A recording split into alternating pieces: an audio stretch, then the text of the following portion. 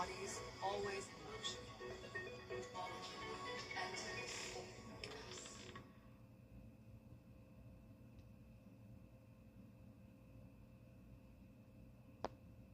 Live at 5. Honoring 250 years of American history. Live at 5, the blue-collar legacy with roots in Augusta that can be seen to this day. Plus, major rulings from the highest court on several hot-button issues where the Supreme Court stands coming up here shortly. Thanks for watching News 12 Live at 5. I'm Wrdw. And I'm Meredith Anderson. Before we get to those top stories tonight, it is another week of temps feeling like we're in the triple digits. We go to your first alert meteorologist, Emily Acton, in the Weather Center. Emily, the summer is in full swing.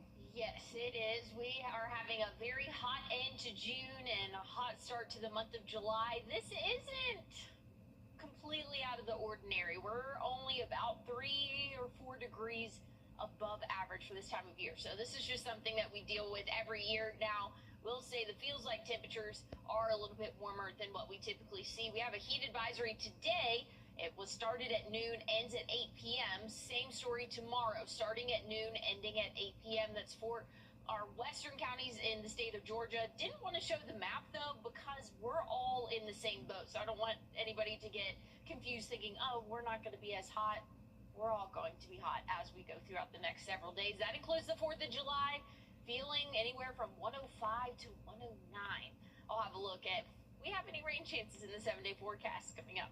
Thanks, Emily. This weekend, America turns 250, and tonight we take you to Augusta, a time of year where the nationwide blood supply dips to critical levels as people leave for summer plans. Organizations like the American Red Cross see double-digit drops in donations, but at the same time, traumatic injuries that need blood transfusions rise during the summer.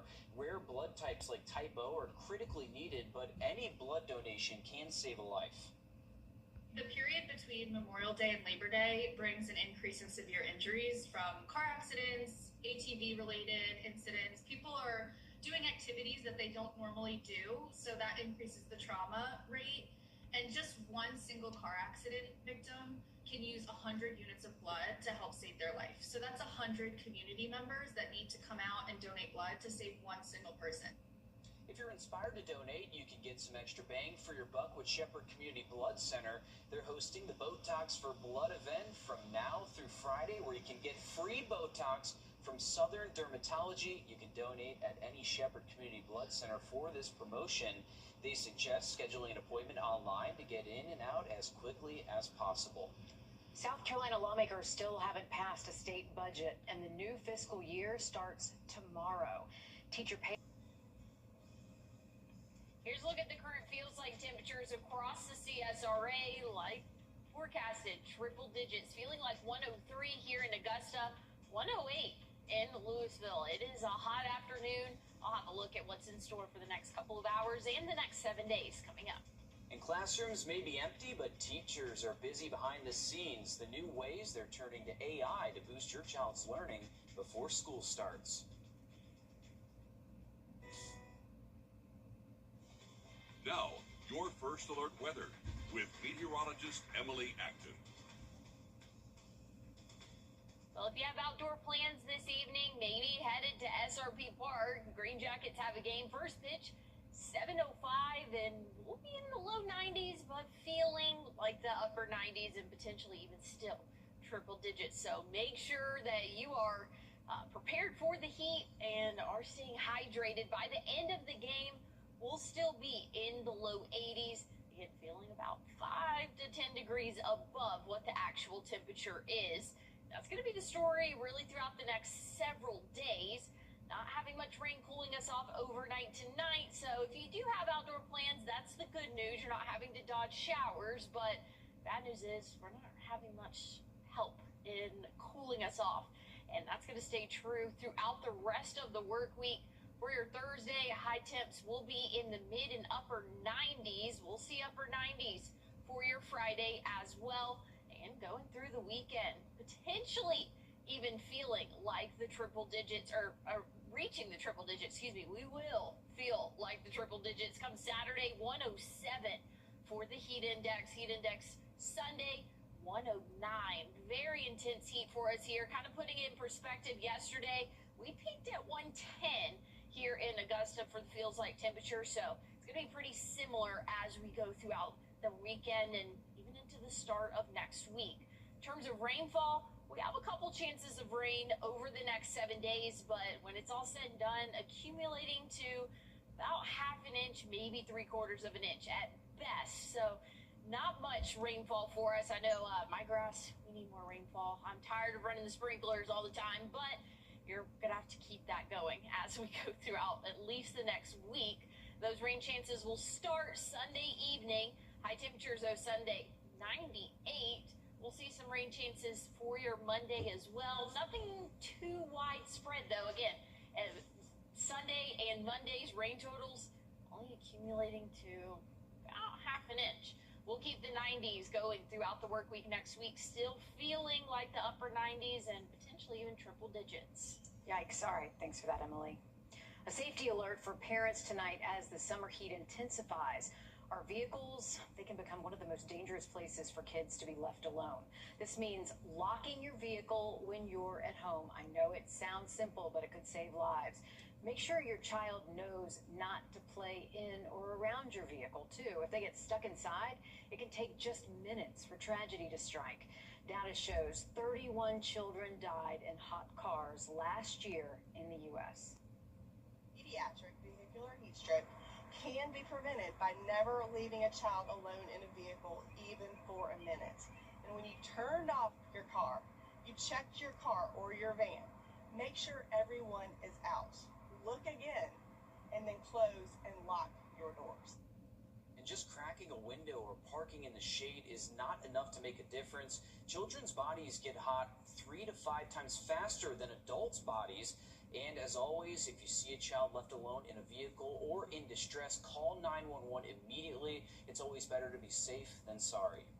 Georgia teachers are leaning on artificial intelligence to prepare for the upcoming school year. That's according to a new survey from the Georgia Department of Audits and Accounts. Nearly 60% of teachers said they use AI to help improve instructional materials and to save time. Jasmine Austin explains. Teachers using AI in the classroom. A recent state survey asked educators about that very topic. According to the Georgia Department of Audits and Accounts, nearly 60% of the more than 13,000 teachers surveyed said they use AI to help improve instructional materials and creating certain content for students. Per the findings, the teachers who use it say it saves time and improves learning materials. AI is here to stay, and we're going to have to use it effectively but efficiently.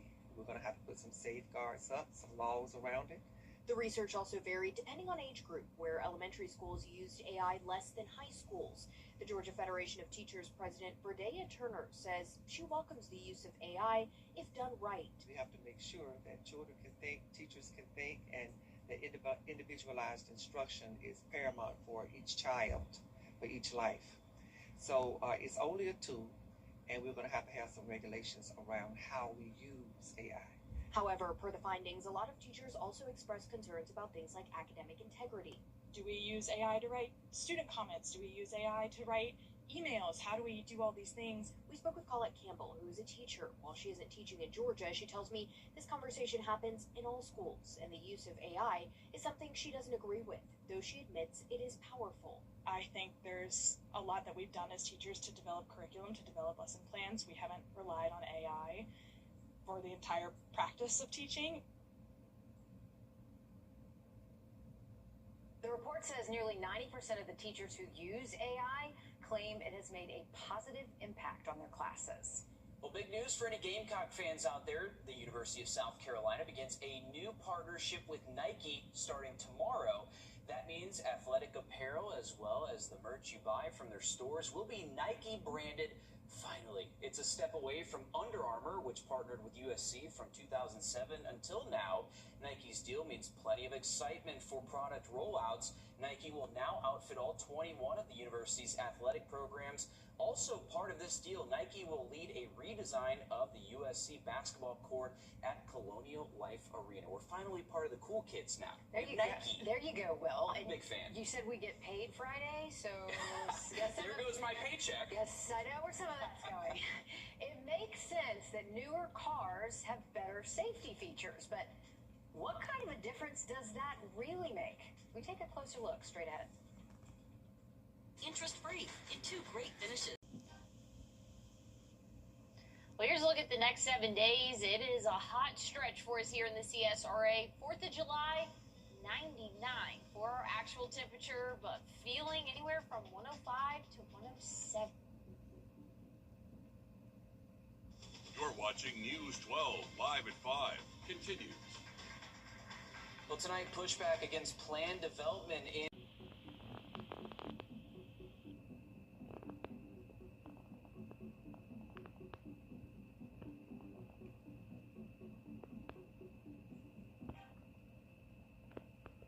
Well, here's a look at the next 7 days. It is a hot stretch for us here in the CSRA. 4th of July, 99 for our actual temperature, but feeling anywhere from 105 to 107. You're watching News 12 live at 5. Continues. Well, tonight, pushback against planned development in Columbia County. Some are worried it'll cause traffic issues and turn away customers.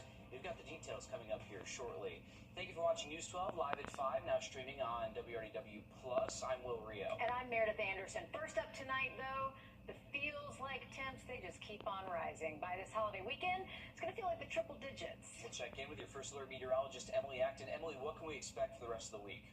Well, we are sitting right around 103 here in Augusta for the feels like temperature. So if you have outdoor plans this evening, make sure you are dressed appropriately and are staying hydrated. The Green Jackets have a game at 7:05, and it's still going to be hot out there.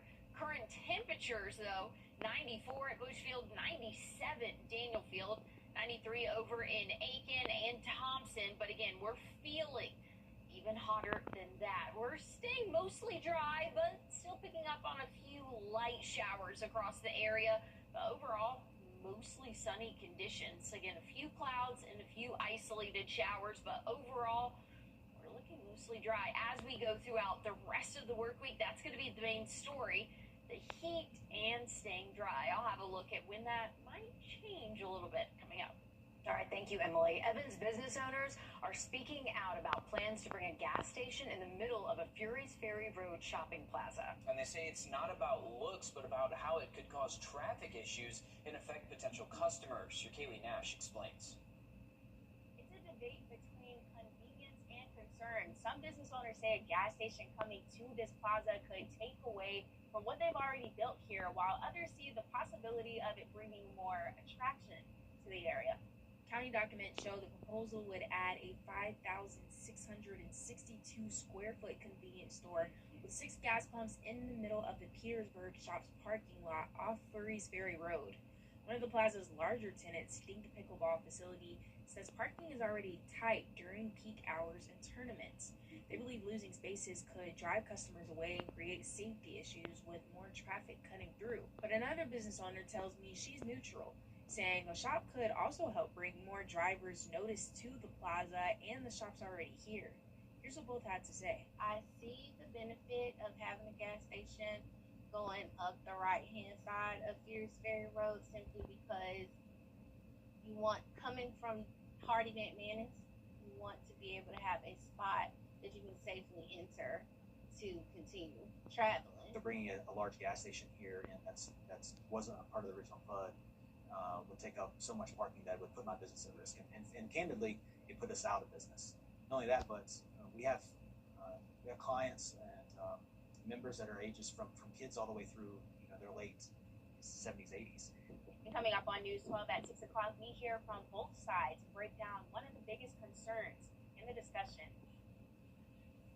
Thanks, Kaylee. And again, this will be brought up during Thursday's planning committee. We'll let you know what happens. Well, tonight we're working to learn more about the tragic passing of a 3-year-old boy in Augusta. 2 people, Zenobia Gooden and Mayhu Wimberly, are charged with 4 counts of cruelty to children in the first degree.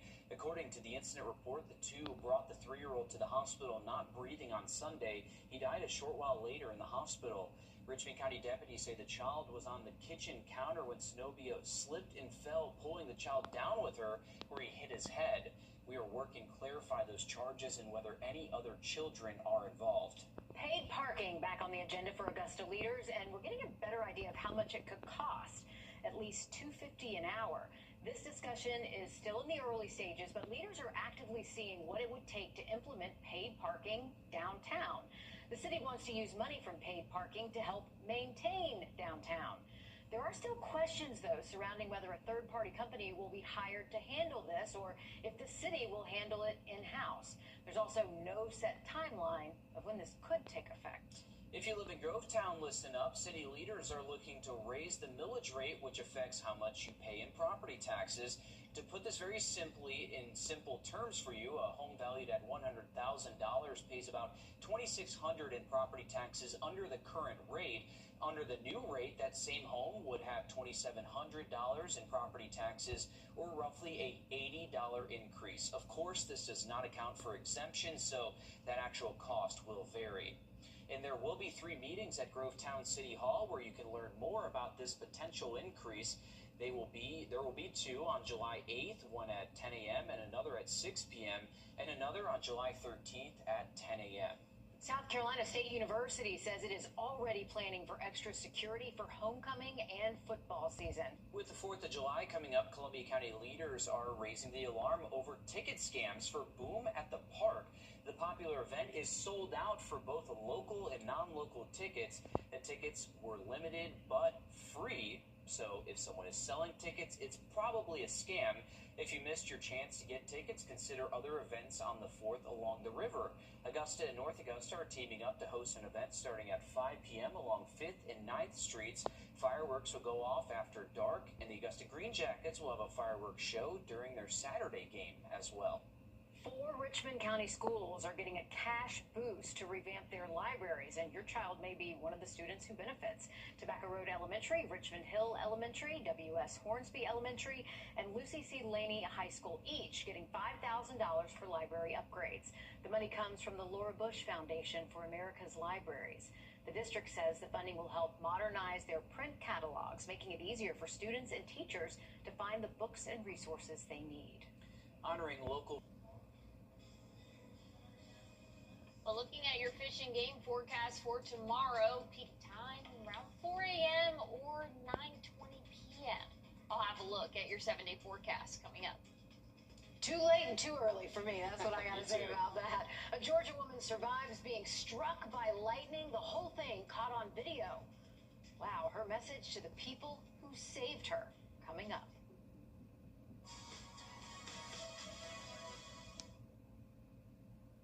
Parents, if your kid is just playing a game in their room, Georgia lawmakers argue you might not know who's really on the other end. It's why the state is moving towards new guardrails for kids online. Your Georgia State House reporter Abby Kasoris joins us live at 5 from Atlanta.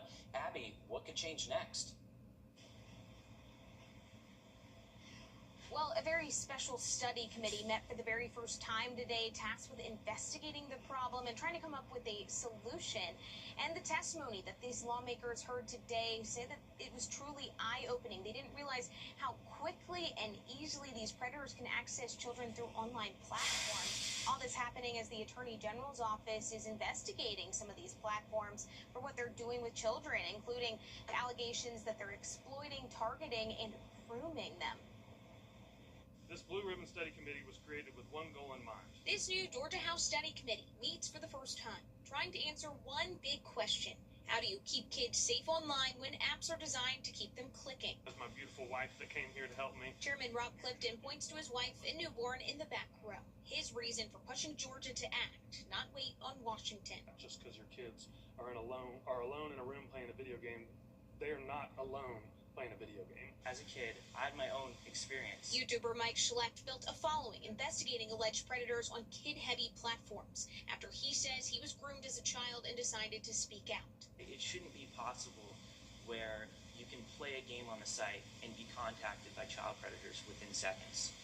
I think that is just absolutely outrageous. He says the goal is to pull kids off of Roblox and into private chats on apps like Discord or Snapchat, where it can escalate fast. Discord is easily one of the most unsafe platforms. Kids have been kidnapped through that. Attorney General Chris Carr says Georgia is already investigating whether Roblox violates state consumer protection laws after cases tied to online grooming and exploitation. Predators aren't attacking our children in dark alleys, they are attacking them online. Another Georgia parent says it isn't just gaming. She says her son could get on YouTube through a school Google account. The same device meant for class also opened the door to autoplay, endless recommendations and videos she never approved. No one requested my permission. University of Georgia graduate Lydia Pruden tells lawmakers the same algorithms shaping attention can also shape beliefs, pushing people into corners instead of conversation. Without civil debate, people begin to develop an us versus them mentality. The committee will meet several more times, taking testimony from across the state, and when they're finished, they'll offer some recommendations to lawmakers that will then be put on every single lawmaker's desk when they reconvene. At the state capitol, Abby Kasoris, on your side. A lot to think about. Thanks for that, Abby.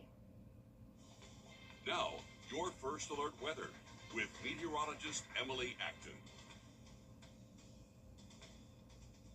Well, we have had a hot afternoon. Feels like temperatures around 103 to 105 here in Augusta. So if you have outdoor plans this evening, make sure you take things slow, take plenty of breaks. That includes if you're headed out to the Green Jackets game. First pitch at 7:05.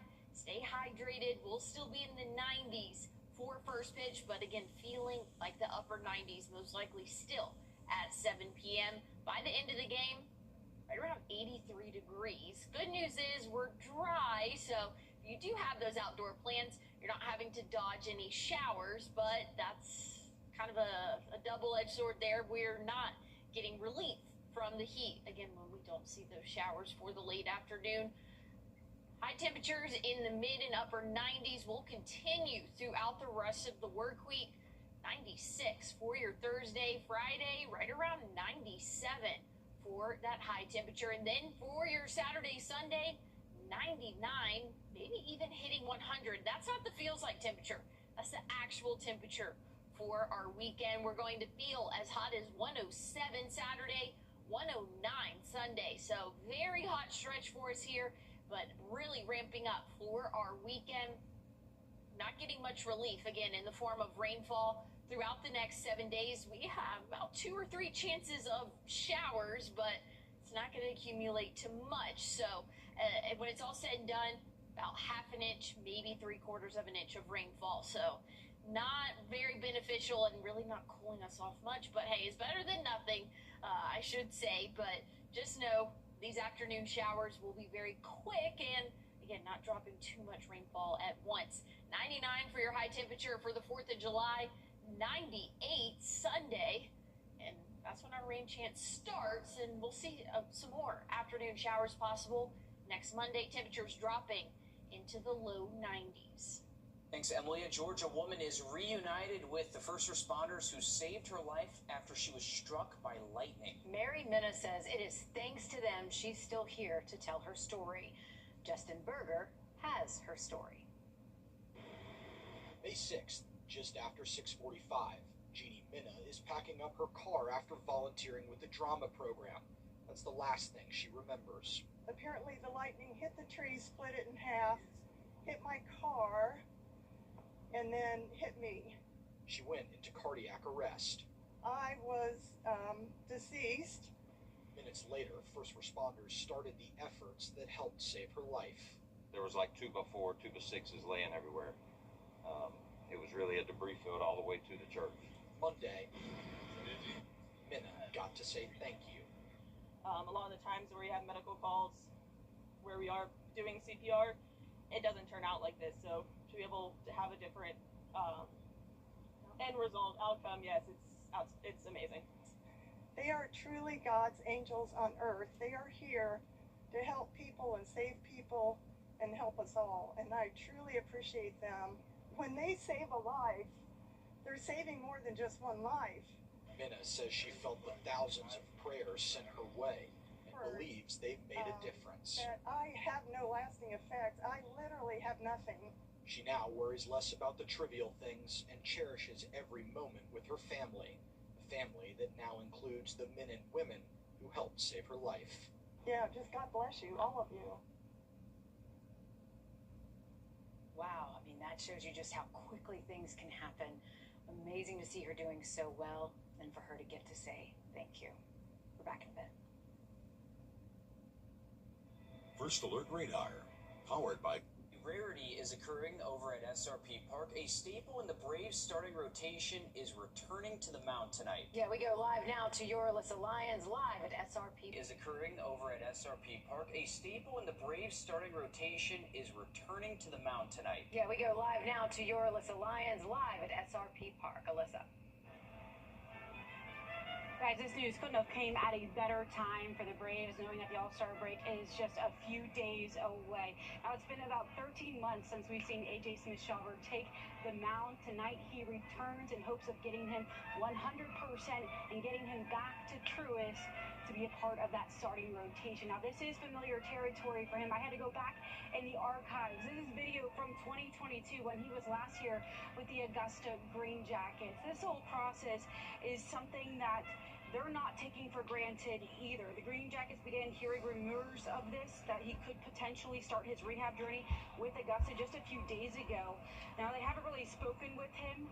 They are back there getting him ready in the bullpen right now as we speak, because he is in that starting spot come 7:05. This is the first active Atlanta Braves player to make a full rehab assignment with Augusta. So this is very, very important to this organization through and through when you're talking about the farm system, considering how many guys they sent to Columbus and Gwinnett.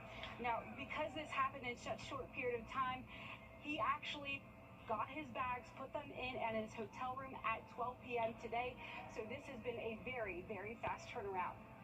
We had heard that Alex was looking to make his decision on where he was going to be, and we were crossing our fingers because Rome, Columbus, Gwinnett, everybody's on the road this week. So we were hoping that this would be something exciting for us to kick off 4th of July week and this 2-week homestand as a whole. And then over the weekend, when we started realizing it was going to be not just he'd be here, but right off the bat on Tuesday.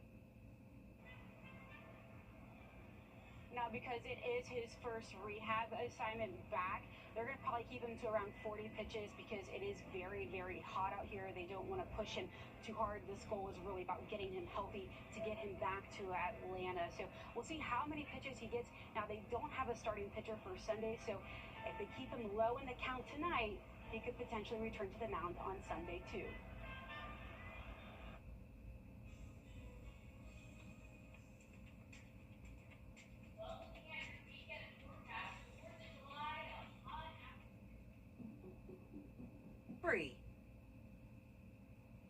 Well, all eyes are on the weekend. 4th of July is this Saturday, and it's going to be a hot afternoon for us.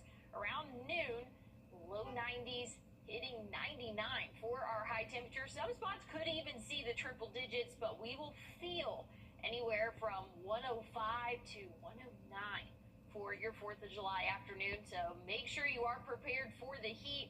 It's going to take us a while to cool off for those overnight lows. So if you do have firework viewing plans, just know it's going to be hot throughout the overnight hours as well. Once we get into our Sunday, rain chances come back into play, and we'll get those rain chances for the start of the work week next week. Thanks, Emily. Stick with us. More news.